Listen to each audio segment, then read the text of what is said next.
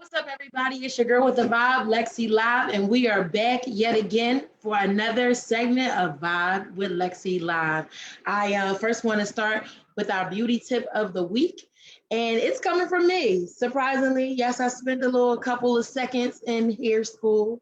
So if you have a more oily type of skin and you want to apply makeup, I would say go for a matte foundation. And vice versa. If you have a drier skin, I would say do something that'll give you a more dewier, glowy look to kind of balance out so you can get that fullness and that flawless look.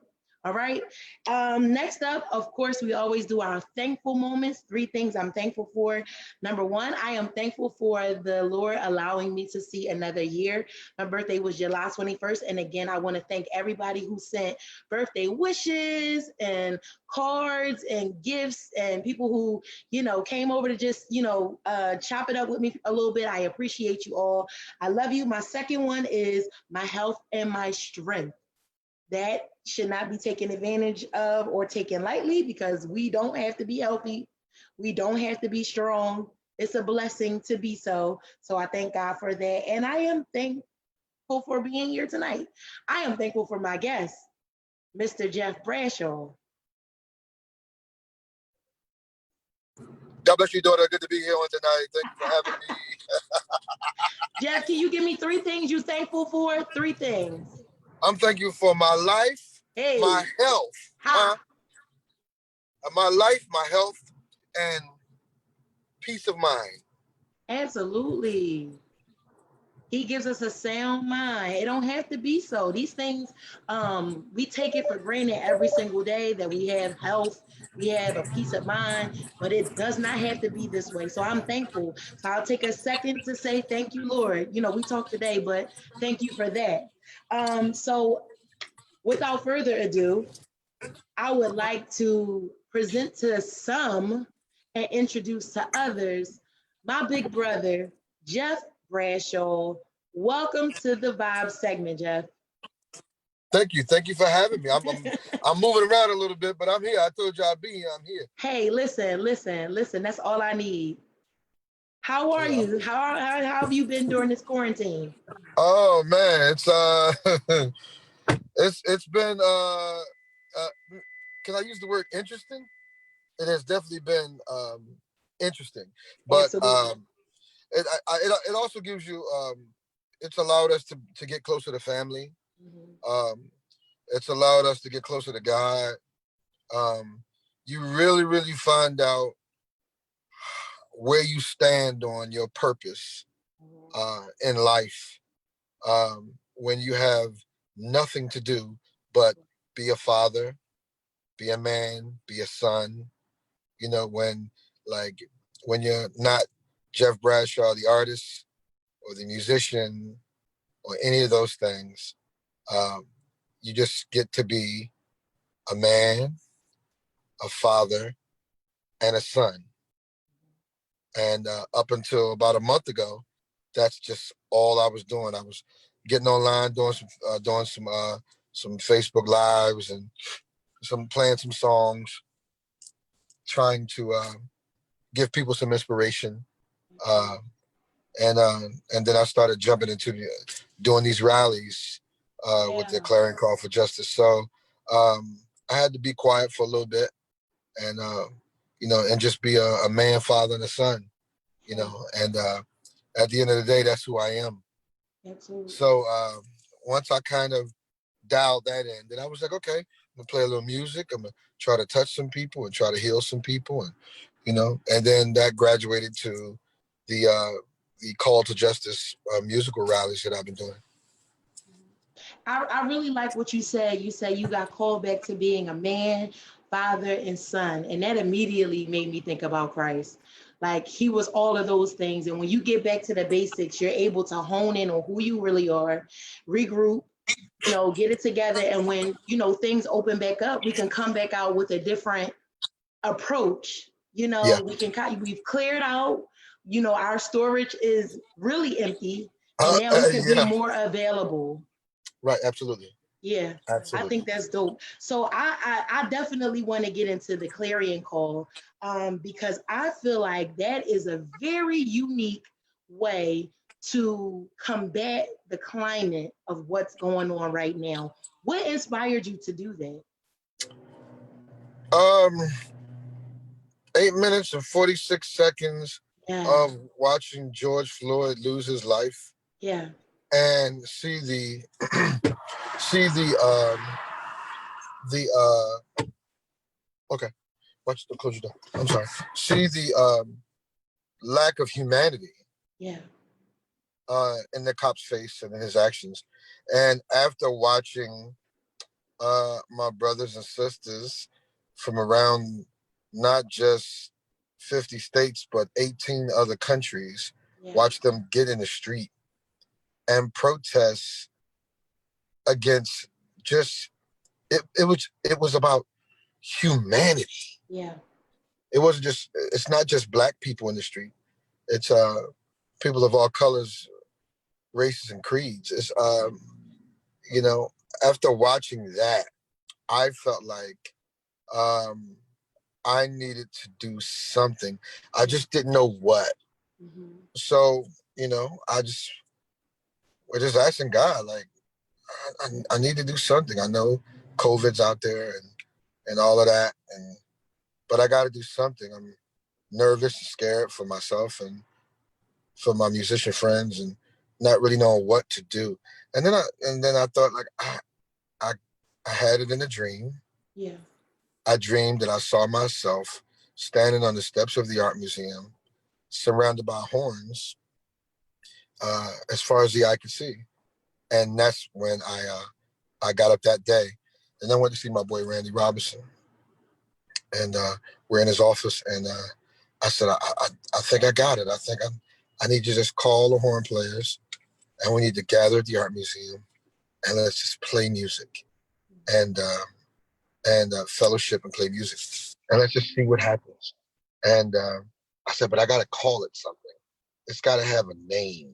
yeah. It's got to have this movement. It's got to have a name.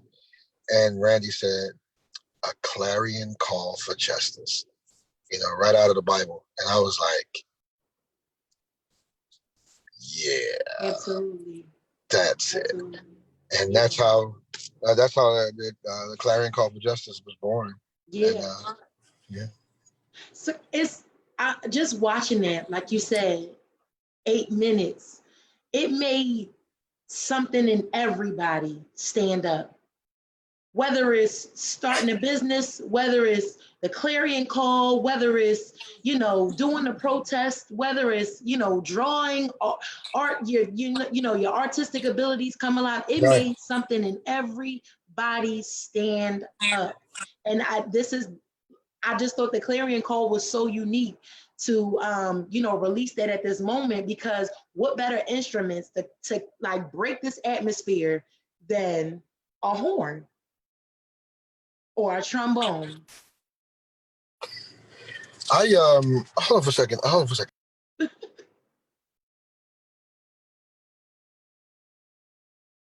See, when you dealing with the important folks, they can put you on hold on your whole live. Like,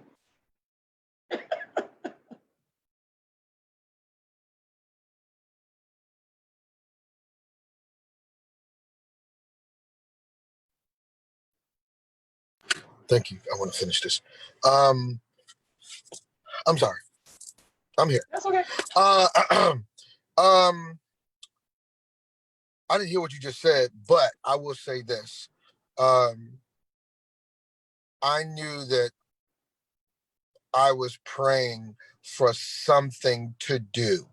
I Hmm. knew that in this moment I wanted, and as I did on the CBS three interview with Yuki Washington, on the CBS three piece, I knew that um, I wanted to be able to tell my children, and I wanted to be able to tell my grandchildren when all this is over and many years go by and I'm still blessed to be on this earth, Yeah. that when they killed George Floyd, the same way I asked my parents when they killed Dr. King, when they killed Dr. King. Mom, what did y'all do? Dad, what did y'all do when they killed Dr. King? Yeah. When my grandchildren, if I'm blessed to live long enough to have grandchildren, they asked me, Papa, when they killed, we just learned about George Floyd today in school. When they killed him, what did you do? I want to be able to say, to tell my grandchildren that God gave me a vision, God came to me in my dream and gave me instructions and told me what to do. And I went to where he told me to go to, and they came, and by the dozens and dozens and dozens and dozens and dozens of horn players, none of which I knew. I only knew like a third of the horn players that come out there. Most of them know me from the work I've done the last 27 years. But I did not know. I only knew a few of them. I didn't know many of them. So that's what I want to be able to tell my grandchildren. Yeah. Not I want to be on the right side of history. No, I want to say that when it happened, that God inspired me to put some good back in the world, to insert some love back in the world where to put love where there's hate, to put love where there's racism. This car is off the chain. I'm not even my car. I'm like, stuff is turning on. And, to put love here, I feel like that I wanted to make sure that I'm doing all that I can amidst a pandemic. And then I thought about it. Somebody said to me the other day, "Aren't you scared?" We were at Washington Square Park on Saturday with the Clarion Call, which was amazing. And then we were at Black Lives Matter Plaza in front of the White House last Sunday. Wow. Yeah, letting Donald Trump have it. He needed. And it was just beautiful. The energy, the spirit of the people there, and all those things was great. And somebody said to me, they was like, "Oh, this is awesome. What you doing?" And they were like, "Aren't you scared of catching the virus?" And I was like, "So, are you asking me? Am I not hesitating because there is some danger involved?" And I was like, "Think about Dr. King and Elijah Cummings and the great legend that we just lost. Think about them crossing that bridge in Selma.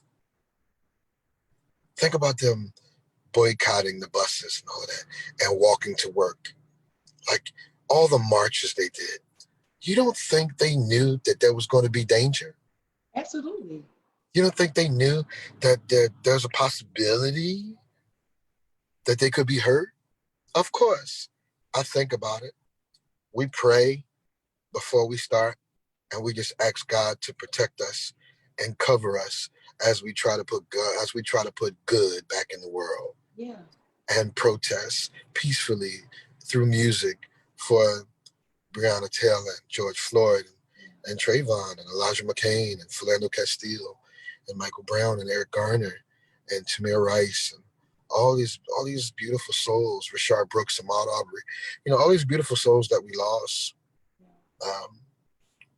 Just try to put some good back in the world and try to let people know in our way, in this musical way, that enough is enough. We're tired of the hatred. We're tired of the racism. We're tired of the systemic racism in the police department, in corporate America, in the music industry.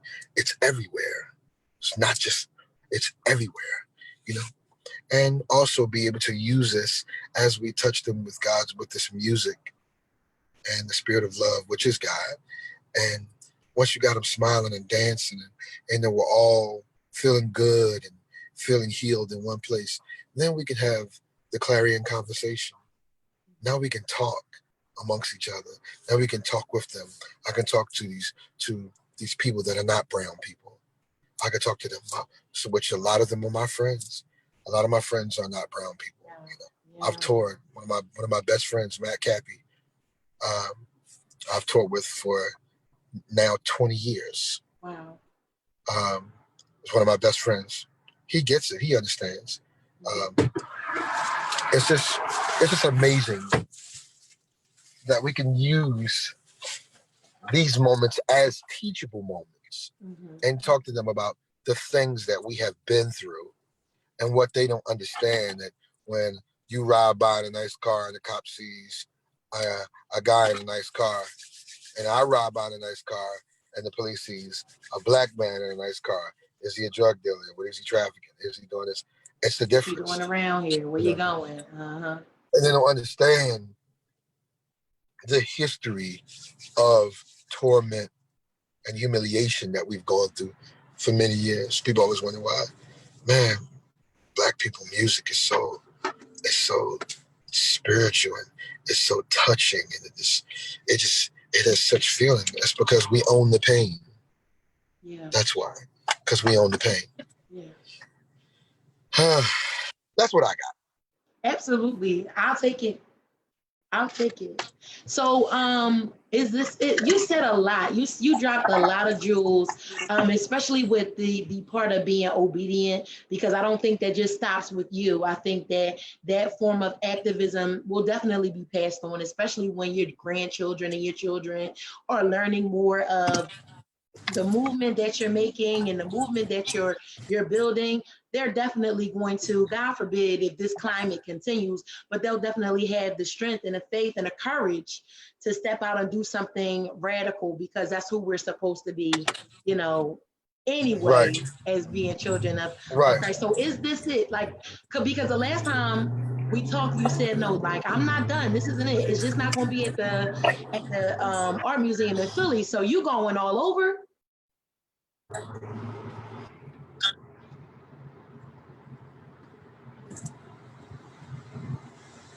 Did you hear me? Absolutely not. Oh. Absolutely not. I'm not done. This is just the beginning. I'm planning now. I'm taking meetings with sponsors so that we can take the clarion call for justice national.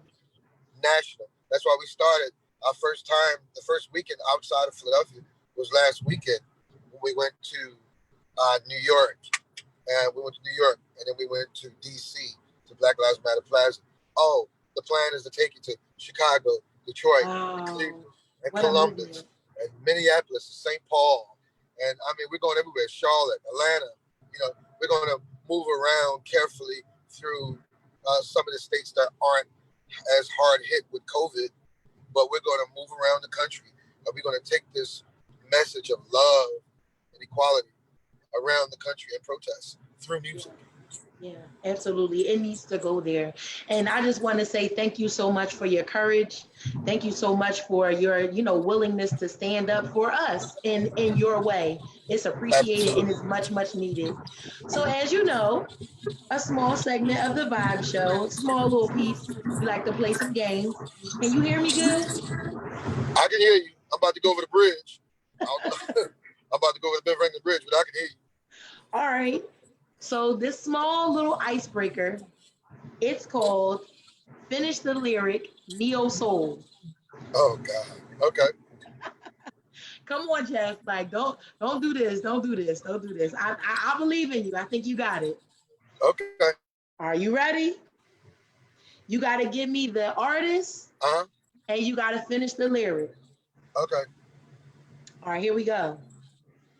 Girl, I know this might seem strange, but let me know if I'm out of order for stepping to you this way.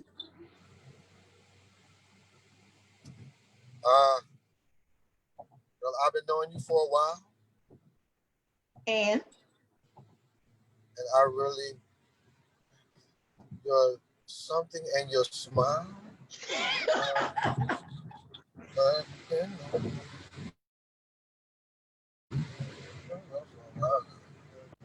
I noticed you in your smile. Oh, man, I don't know that part. I play the song all the time. I mean, it's who is it by? Who is it by? Give me the artist. I don't remember the rest of the words. Give me the artist. Music Soul Child. All right, there you go. 0.5. Here we go. 0.5. You get a half a point for that. That's what's up.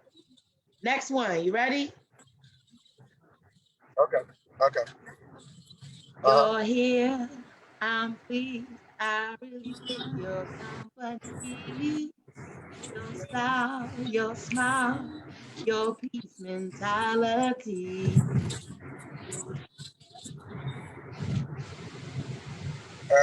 Have mercy on me. Was mine, and now I see. I don't know. That is a shit. That's Jill. horrible. Jill. That is horrible. Your smile, your style, your peace mentality. Hey, okay, Girl, okay. Lord have mercy on me. Yeah. I That's should know that. good. Okay. That's one whole point. Mm-hmm. Two more. Are we almost out? Here we go. Okay. Okay.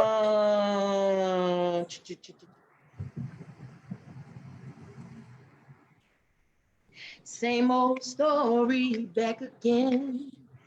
She's not a lover, just a friend. It's Angie Stone, but I just don't know the Uh-huh. words.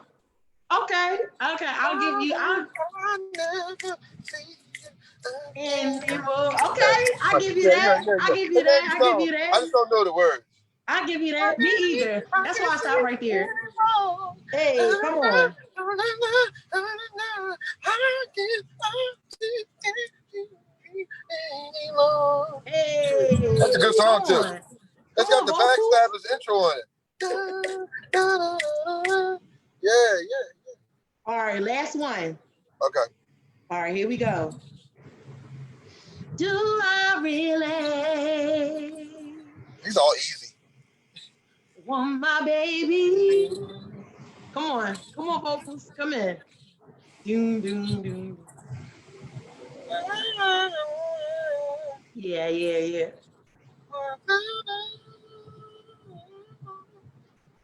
Ooh, Yes, you got to get your hustle on. come on. So I pray. So I pray. I understand the game sometimes. Come on. That's my first professional recording. Really? You know that? I played on the other side of the game.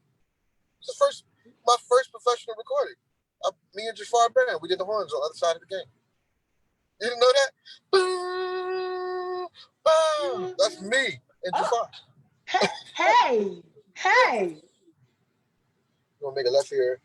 Make a left here. I'm talking to like, the Godfather. This is a great segue into my next topic because neo soul, that era was a whole entire vibe. Oh, it was a whole vibe. It was a whole vibe. The 5 spot, like that was a whole entire vibe. I would say that you're one of the godfathers of building and shaping the culture of neo soul. So, what does that mean to you, being a part of such a monumental movement? I was just blessed. I don't think we knew that we were in the middle of creating a movement. I just think I was just blessed to be connected with the right people, the James Poisers, the Andre Harrison, Vidal Davises, the Jaguar Wrights, the legendary Roots Crew, Rich Nichols, and Amir Questlove Thompson, and Rick G's, Tariq Black Dot Trotter, and all these just amazing people. King Britt Dazia, the Back to Basics at Silk City. I was just happy to be, with Kendrick the Family Show, Agent Fatigue. I was just happy just to be around all of that. Yeah, I don't think we realized that we were creating a whole genre. A whole genre was being created at that. I don't think we knew that. I really don't. I really don't. Oh, yeah. I don't think we knew that. I really, really don't. It was so powerful. You infused everything. You infused gospel. You infused jazz, classical music, R&B, hip hop, everything all in one, and it just house music too. I mean, Bilal. Yeah, exactly. Bilal was, we had Bilal and all of that. Lady Alma. We had so many special movements and pieces. There was so many moving pieces and so many different so many amazing, talented people, so many amazing DJs that was a part of that movie.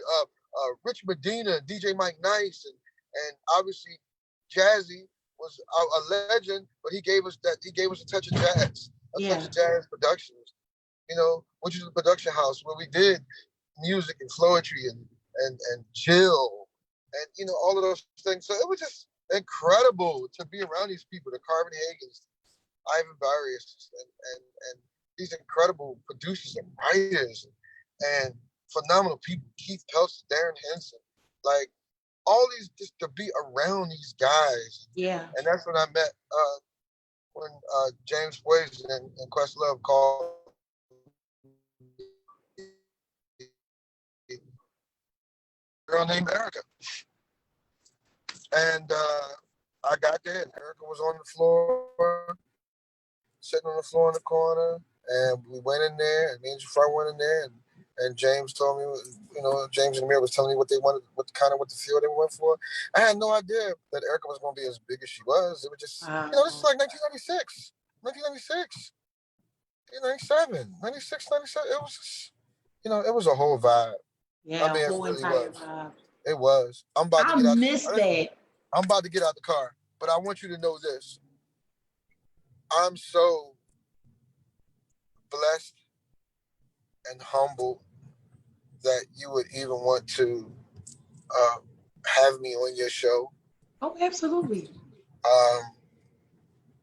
This is a very important time in our lives and in my career and in history, what's happening right now. Yeah. And I'm glad and I'm thankful that, that you asked me to come on and talk about some of my journey, because it has truly been a ride. It's been a great ride. I have been blessed and touched by so many producers and writers that have looked out for me and put me in a position where I could be great. So many calls from so many great people. And producers, writers, people that I got phone calls from Questlove and the late Rich Nichols and Black Dog and James Poyser and Kurt Franklin and Eric Roberson, all these people, friends that I had, that have called me and put me in position. Jazzy Jeff, Andre, Dre and Vidal, Ivan and Carr, Keith and Dean, guys that called me to play on these records and this music that I've been able to play on and tour with so many great artists over the last 26 years. I've truly been blessed, but I ain't done yet. My new album drops. I was just getting ready to ask, what can we expect? What's coming? My new single featuring Marsha Ambrosius drops July 31st, and my new album Stronger drops August 28th. It is my best work. Believe me when I tell you. It's my best work. I'm going to do another listening party before the album drops, but y'all listen out for that. It's called Stronger. I mean, everybody from, pull over here for a second, everybody from Raheem DeVaughn, Robert Glasper, Marsha Ambrosius, Glenn Lewis, Frank McComb, Christian McBride, Mickey Miller, Amber Jean of Moonchild, everybody, man. I mean, there's just so many amazing people. Paula Champion, Mike Burton, so many great people on this album. Trombone Shorty jumped on this record, jumped on the new album as well. So, I mean, there's so many great... So how you doing your listening party? At a studio or? Now that we are still kind of coming together, so we're kind of having little kind of get-togethers, a little bit like 20, 25 people social distancing. Now I think I can actually have a little listening party, which I will still stream live, but I think I can go to like a big studio room and have about 10 or 15 people, spread out. And I'm going to find a space where I can spread everybody out and have a listening party, because I think that doing it live, streaming it live is one thing, like a Facebook Live is one thing, but being in the room and feeling that bass, it's something totally different. Feeling that music is a different thing. And then I need parts. I need parts of that. Yeah. I need to be amongst the 15. I need that. Yeah. We'll talk about it. We'll I talk need about it. We'll talk about it. that. You know, I love you. I gotta go. Love you too. Hey, thank y'all for joining me. This is another segment of Vibe with Lexi Live. Catch me next week. Bye. Peace Bam, out. bam, bam. Love you, babe.